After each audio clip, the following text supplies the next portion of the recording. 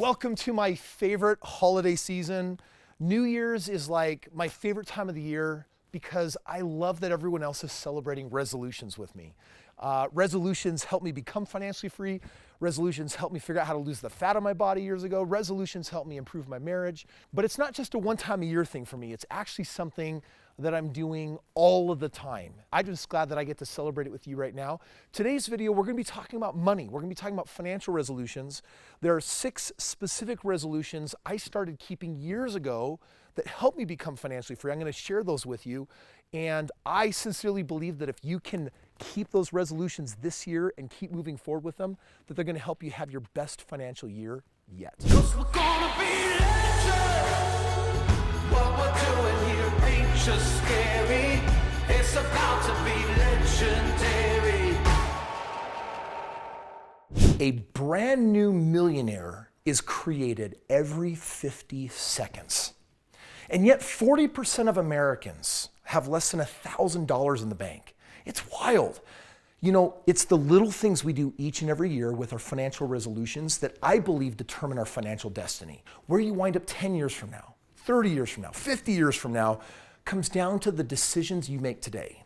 And here's a known fact amongst at least Americans. 78% of us, we are perseverating, we're stressed out, and we're worried about retirement. And that's because we start looking at it way too late in the game after it's too late, after we haven't been able to leverage time. For those of you that don't know me, my name is Kris Krohn, and this entire YouTube channel is dedicated towards helping you achieve greater financial abundance in your life. I was financially free from the age of 26 on through the game of real estate investment, but the reality is this: if you back up 4.5 years earlier, there were financial decisions I started making that changed my stars. So right now, ironically, the same 6 things I was doing in the beginning that helped me become financially free are the same 6 things that I'm going to be recommending to you today. And it's the same 6 things that I've got on my radar every year when I'm making my financial goals. So if you want 2020 to be a freaking bust-out, bang-a-rang, amazing, incredible year, there are 6 things I'm going to invite you to do for your resolutions. The first one, you've got to beef up your swan account. Now, some of you are saying, I thought we were talking about money, now we're talking about animals. This is your sleep well at night account. Every one of us should have one of them. And your sleep well at night account is essentially your savings. It's the money that you're not supposed to touch. It's not for paying off debt and it's not for investing. It's literally for giving you the gift of a peace of mind. The reality is that I don't believe that we can unlock our creative and really financially get ahead if we're doing it from a psychology that's rooted in scarcity and negativity because we're worried and we're stressed out. So the first goal that I have every year that I review and that I'm going to invite you to have this year is what you can do to take your own sleep well at night savings account and boost it up. Now, you might be wondering, well, Kris, how much should I do that by? Here's what I want to invite you to do. I want you to increase it by 10%. Now, what I mean by that is if you are a fantastic saver and you're saving 30% of your money, then figure out this year how to go from 30 to 40%. But if you're not saving a penny and you're check to check, I want you to figure out how can I save 10%? And literally just take it out of your paycheck and pay yourself first. PYF, that's what I call it. And you'll say, but Kris, I'm not going to pay my bills.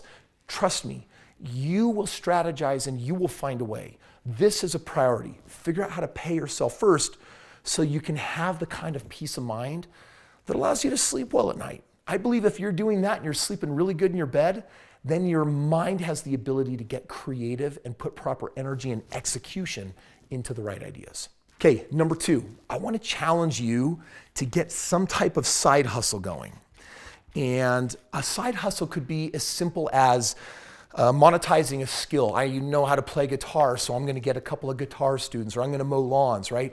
It doesn't have to be something super hyper creative genius, but challenge yourself. What can you do this year to make an extra $5,000 more than you did the year before by virtue of your own craft, your own mind, your own will, your own drive, your own desire? Why? Well, $5,000 may not be a lot of money, but the reality is this extra $400 a month that ultimately equals $5,000 a year, what it does is it gets your mind thinking, how do I leverage me as opposed to being leveraged by somebody else? And that's an important step when it comes to figuring out how to level up your game.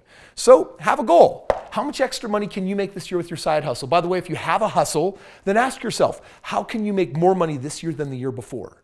ultimately becoming in a better financial place than you've ever been. It's just about incremental steps in growth to have more today than the year before and to challenge yourself, how do I think that way? Many of us are programmed literally just to say, well, this is my life and this is what it's gonna be, and I'll just produce this year what I produced last year. Shoot me now, how boring, are you kidding me? Nobody wants that life. So make this a resolution and then find out how to act on it every single day. Okay, this third one is gonna sound quite minimalistic because it is. It's how do you own less? And I don't mean just kind of cutting so that you have less stuff. I'm talking about the waste. I'm talking about the things that you have that you don't appreciate, that you don't leverage, that you don't use. It's just collecting dust.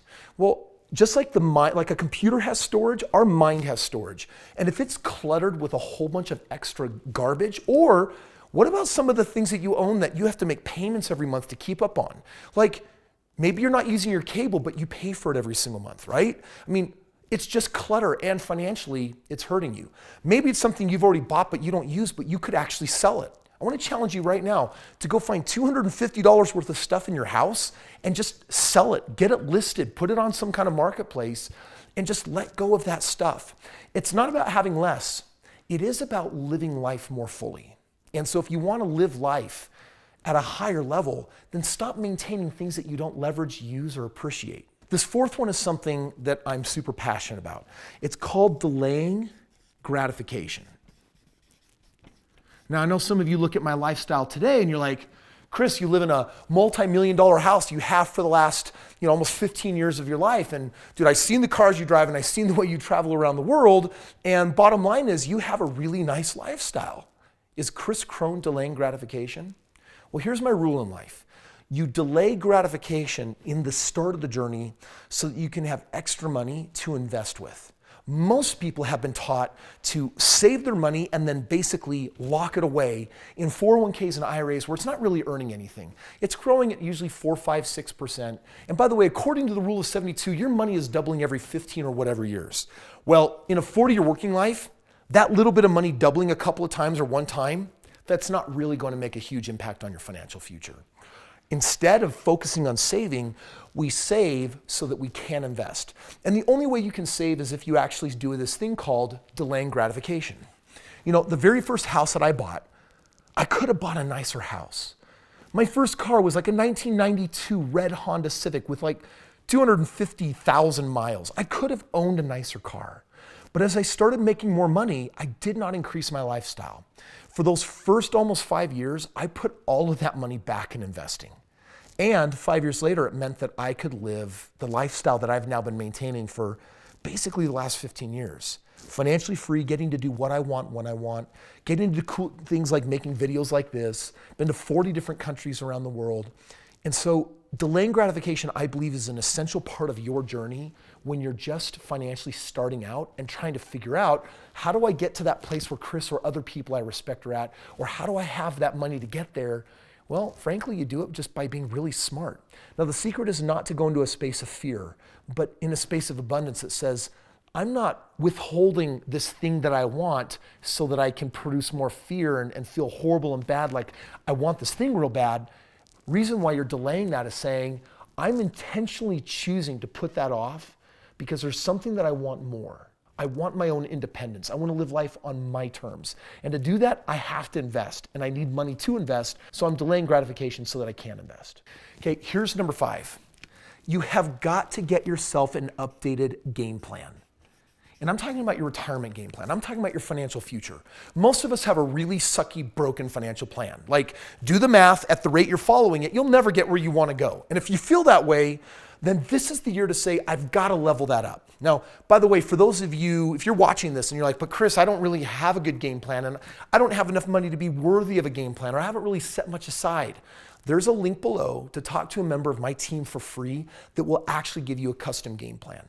In fact, my whole journey started years ago from literally sitting down with people and showing them step by step from anywhere how to become a millionaire. And that is something that you can do as well. So you got to get yourself an upgraded game plan. Now, part of getting a game plan that works may end up taking you into the final item of resolutions for this year for you, which is buy an investment property. A lot of people set money aside and put them into 401ks and IRAs that give them nothing.